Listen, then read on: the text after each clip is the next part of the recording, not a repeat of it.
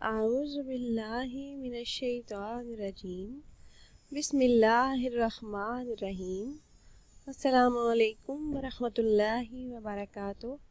वज़ाइफ़ का encyclopedia channel में तमाम व्यूवर्स को खुशामदीद कहती हूँ। उम्मीद करती हूँ आप सब अल्लाह पाक के फजलो करम से खैरियत से होंगे। रोज़ाना की तरह एक नई वीडियो के साथ मैं आपकी खिदमत में हाजिर हूँ। अगर आप लोगों ने मेरा चैनल वज़ाइफ़ का इंसाइक्लोपीडिया अभी तक सब्सक्राइब नहीं किया तो पहले मेरे चैनल को सब्सक्राइब कर लें और बेल आइकन को भी दबाएं ताकि मेरी नई आने वाली वीडियोस की अपडेट्स आप लोगों को बआसानी मिल सके। हमारा आज का वजीफ़ा है कर्ज से निजात के लिए। बहुत ही मुजरब अमल है। अगर आप पर बहुत ज़्यादा कर्ज है और कोई राह नज़र नहीं आ रही, कोई सूरत नज़र नहीं आ रही, कहीं से भी पैसों का इंतज़ाम नहीं हो पा रहा, तो आपने हमारा आज का कुरानी अमल सच्चे दिल से कर लेना है। इंशाअल्लाह अज़्ज़ वजल इस अमल को करने की बरकत से अल्लाह पाक की खसूसी रहमत से अगर पहाड़ के बराबर भी कर्ज होगा तो अल्लाह पाक निजात दिला देंगे। इस अमल की इतनी बरकत है कि चंद ही दिनों के अमल से कर्ज उतर जाएगा। अगर आप अहबाब ये जानना चाह रहे हैं कि वो कुरानी अमल कौन सा है तो वीडियो को आखिर तक लाजमी देखिए।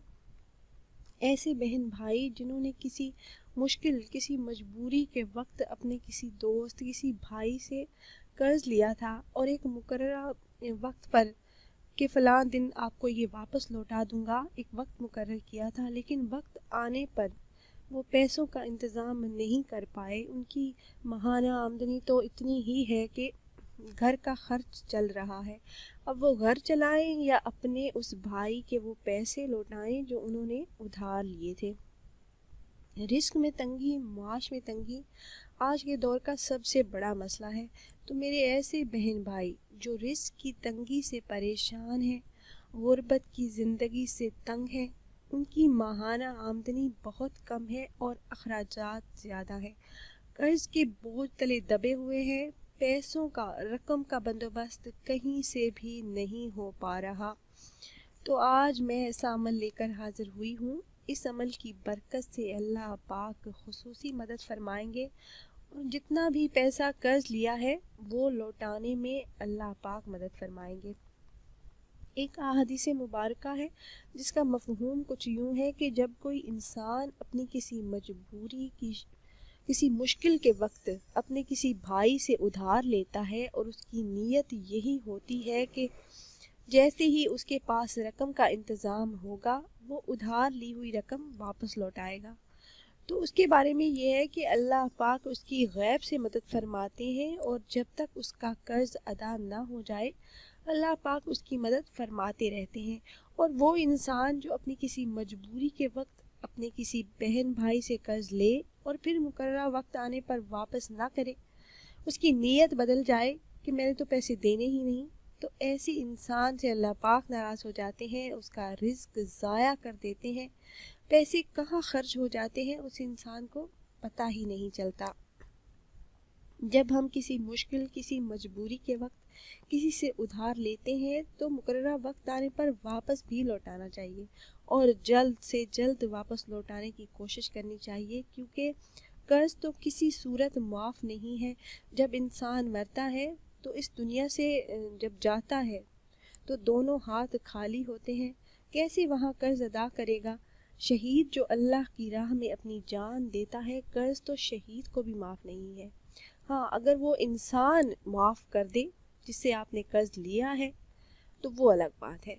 और मेरी एक रिक्वेस्ट है कि कभी भी सूद वाला कर्जा ना लें। ये भी हो सकता है कि आपने सूद पर कर्जा लिया हो और जितनी परेशानियां और मुश्किलात आपकी लाइफ में हैं वो उस सूद की वजह से हो। सूद बहुत ही बुरी चीज़ है और अगर किसी ने सूद पर कर्जा लिया है तो अल्लाह पाक से सच्चे दिल से माफ़ी मांग लीजिए। अल्लाह पाक माफ़ फरमाने वाला है।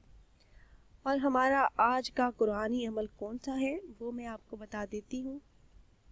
आपने करना कुछ इस तरह से है कि आपने जब नमाज फजर अदा करनी है तो उस वक्त आपने बावजू हालत में ही सूरह तकासर 3 मरतबा पढ़नी है। नमाज फजर के बाद आप वहीं जाए नमाज पर बैठे बैठे भी ये अमल कर सकते हैं। बावजू हालत में ही आपने ये अमल करना है। सूरह तकासुर आपने 3 मरतबा पढ़नी है। अव्वल आखिर दरूद पाक 3 मरतबा। कोई सा भी दरूद पाक आप पढ़ना चाहें तो आप पढ़ सकते हैं। ये ज़रूरी नहीं है कि आप दरूद इब्राहिमी ही पढ़ें, आप कोई सा भी दरूद पाक पढ़ लें।